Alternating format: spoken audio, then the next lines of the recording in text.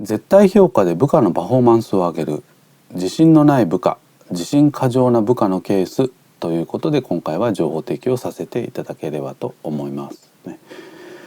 マネージャーにとってですね、メンバーの成長というのは期待の役割に含まれていますので、そういった意味合いから言うとですね、やはり日頃からですね、目標設定などをもとに、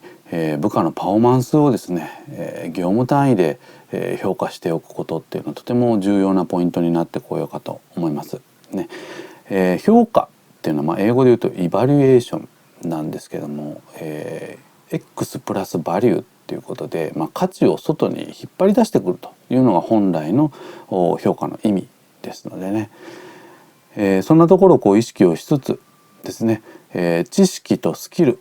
ね、それから意欲というこの3つの側面でですね、是非日頃からですね、メンバーのパフォーマンスね、これを意識をしておいていただければということなんですね。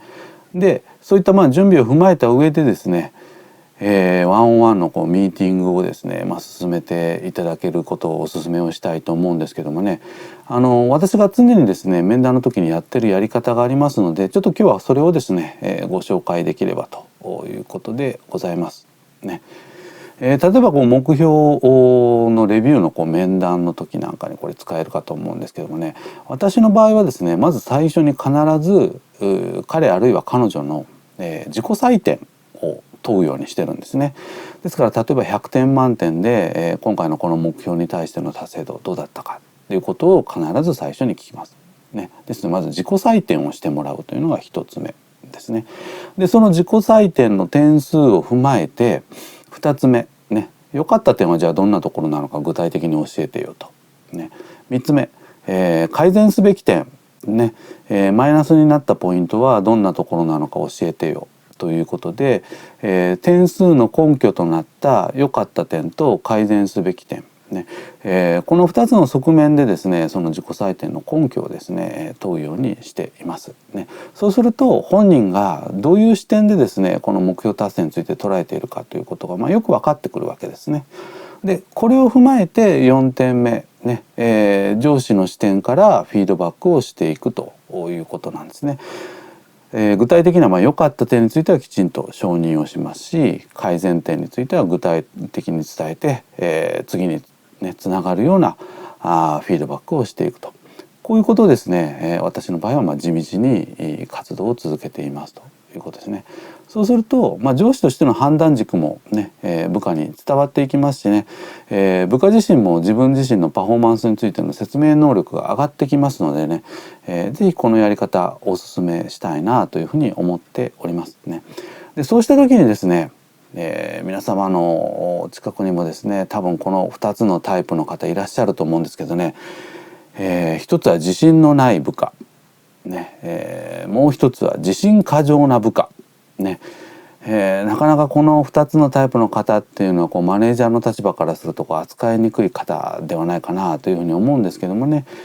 それぞれの対処法についてもですねここではちょっとしたコツをね、ご紹介をさせていただければと思いますね。まず一つ目ね、自信のない部下の場合ということなんですけどもね、なかなか自己肯定感が低くてね、自分自身をうまく自己採点した時に高い点数をつけられない、部下の場合ですけどもね、こちらの場合はですね客観的な視点でいやいや自分が考えた場合はねもっと点数高くていいんじゃないかなとかね、そういうふうに客観的な目で励ましていくということが重要なポイントかなと思いますね。ですからこれはですね論理的に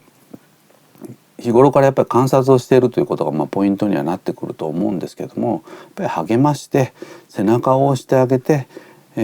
次につながるような形でですね、進めていくということがポイントになってこようかと思います、ね。それから今度2つ目、ね自信過剰な部下の場合、実はこちらはですね